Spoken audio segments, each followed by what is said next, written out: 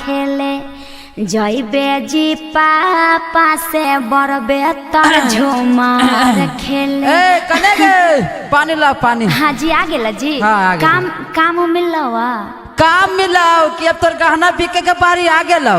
गहना ई का कहो जी त का कर में काम धंधा ये न त बेच के खाए में बैठल कुछ कर। अजी एगो बात कहियो हमरा भी एगो उपाय हव। अजी इतना लोग गांव में कची कची बेचे आबो है तू कुछ बेचा घूम घूम के अजी बड़ी फायदा हो तो जी हमहू बेचबो। ना ना ना ना ना ना तोरा न बेचला नाम हसबल में कागे हम खमा के खिया दो तोरा। ए नाम के तोरा पड़ल हो यहाँ लोग भूखे मरै थे।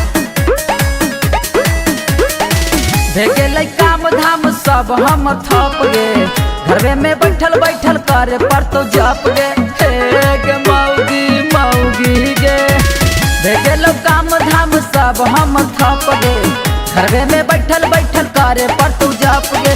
तू गावे गावे घूमे लगलई मौगी मरदाना देखी तो सब हंसी तकिन देख के हंसवा कहीं न गे। ए पिया हो देखू ओम प्रकाश टिंकू रमन बिहारी के आ दोनों बेकत जाके कमाई तो हई गर्दा कबारी के। लाग है हमारा जियत जिंदगी अब हो गई मही तू नारा।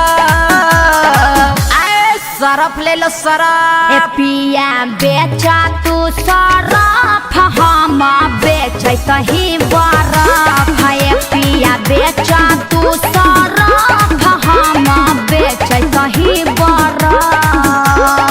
अजी अब चलो साँझ हो गए टाइम हो गए चलो घर। हाँ हाँ चल चल चल घर चल चल चल चल चल।